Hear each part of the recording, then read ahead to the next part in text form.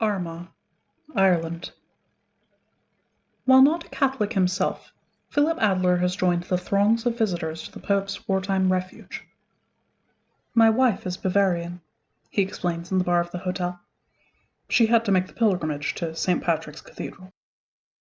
This is his first time away from Germany since the end of the war. Our meeting is accidental. He does not object to my recorder. Hamburg was heavily infested. They were in the streets, in the buildings, pouring out of the Neuer Elbe tunnel. We'd tried to blockade it with civilian vehicles, but they were squirming through any open space like bloated, bloody worms. Refugees were also all over. They'd come from as far away as Saxony, thinking they could escape by sea. The ships were long gone. The port was a mess. We had over 1,000 trapped at Reynolds aluminium work, and at least triple that at the Urukai terminal. No food, no clean water, just waiting to be rescued, with the dead swarming outside, and I don't know how many infected inside. The harbor was choked with corpses, but corpses that were still moving. We'd blasted them into the harbor with anti-riot water cannons. It saved ammo, and it helped to keep the streets clear. It was a good idea, until the pressure in the hydrants died. We'd lost our commanding officer 2 days earlier. Freak accident. One of our men had shot a zombie that was almost on top of him. The bullet had gone right through the creature's head, taking bits of diseased brain tissue out the other end and into the colonel's shoulder. Insane, eh? He turned over sector command to me before dying. My first official duty was to put him down. I'd set up our command post in the Renaissance Hotel. It was a decent location, good fields of fire with enough space to house our own unit and several hundred refugees. My men, those not involved in building the barricades, were attempting to perform these conversions on similar buildings. With the roads blocked and trains inoperative, I thought it best to sequester as many civilians as possible. Help would be coming. It was just a question of when it would arrive. I was about to organize a detail to scrounge for converted hand-to-hand weapons. We were running low on ammunition, when the order came to retreat. This was not unusual. Our unit had been steadily withdrawing since the first days of the panic.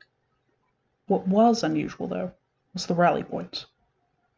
Division was using map grid coordinates, the first time since the trouble began. Up until then, they had simply used civilian designations on an open channel. This was so refugees could know where to assemble. Now it was a coded transmission, from a map we hadn't used since the end of the Cold War.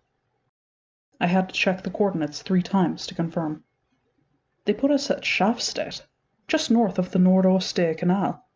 Might as well be fucking Denmark. We were also under strict orders not to move the civilians. Even worse, we were ordered not to inform them of our departure.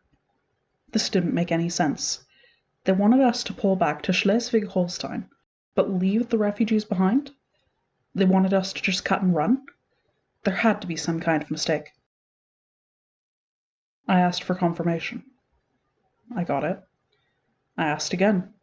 Maybe they got the map wrong, or had shifted codes without telling us. It wouldn't be their first mistake. I suddenly found myself speaking to General Lang, commander of the entire Northern Front.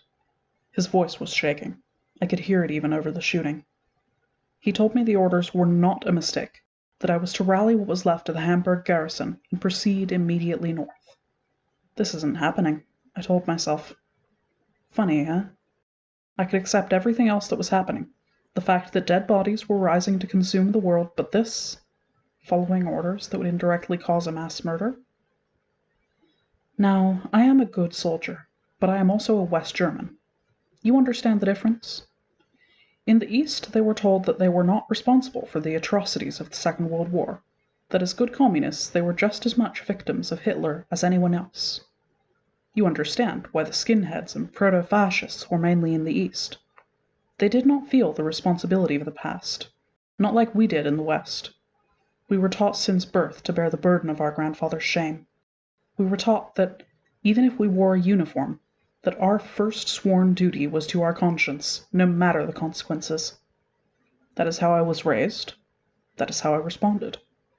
I told Lang that I could not, in good conscience, obey this order, that I could not leave these people without protection. At this, he exploded. He told me that I would carry out my instructions, or that I, and more importantly my men, would be charged with treason and prosecuted with Russian efficiency. And this is what we've come to, I thought. We'd all heard of what was happening in Russia, the mutinies, the crackdowns, the decimations. I looked around at all these boys, 18, 19 years old, all scared and tired and fighting for their lives. I couldn't do that to them. I gave the order to withdraw. How did they take it? There were no complaints, at least not to me. They fought a little among themselves. I pretended not to notice. They did their duty. What about the civilians? We got everything we deserved. Where are you going? They shouted from buildings. Come back, you cowards! I tried to answer. No, we're coming back for you, I said. We're coming back tomorrow with more men. Just stay where you are. We'll be back tomorrow. They didn't believe me. Fucking liar! I heard one woman shout. You're letting my baby die!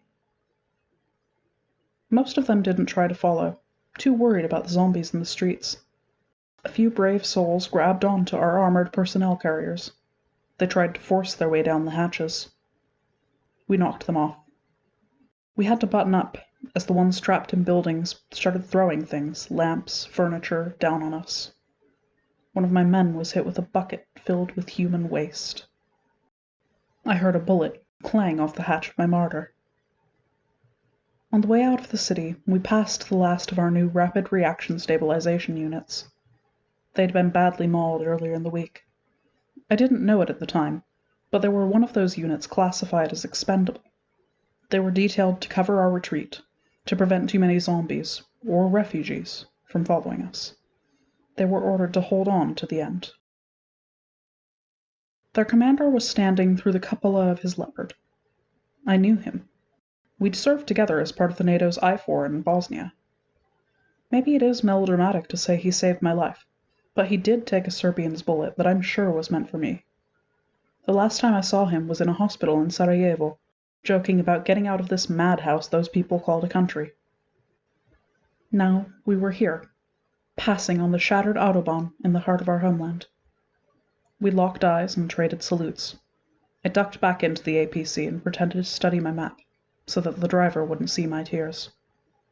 When we get back, I told myself, I'm going to kill that son of a bitch.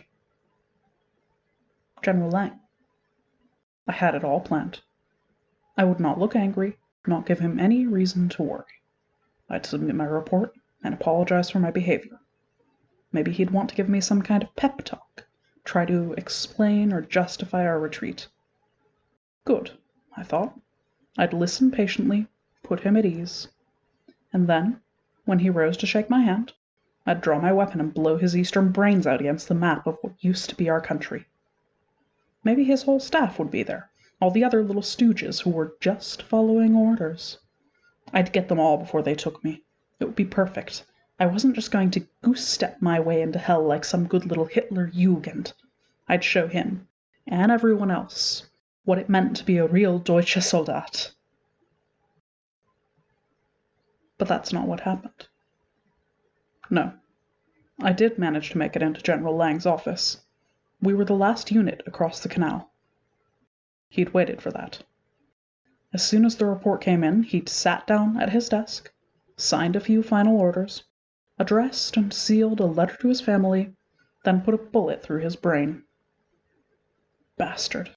I hate him even more now than I did on the road from Hamburg. Why is that? Because now I understand why we did what we did, the details of the Prochnow plan. Wouldn't this revelation engender sympathy for him? Are you kidding? That's exactly why I hate him. He knew that this was just the first step of a long war, and we were going to need men like him to help win it. Fucking coward. Remember what I said about being beholden to your conscience? You can't blame anyone else. Not the plan's architect, not your commanding officer, no one but yourself. You have to make your own choices and live every agonizing day with the consequences of those choices. He knew this. That's why he deserted us, like we deserted those civilians. He saw the road ahead, a steep, treacherous mountain road. We'd all have to hike that road, each of us dragging the boulder of what we'd done behind us. He couldn't do it. He couldn't shoulder the weight.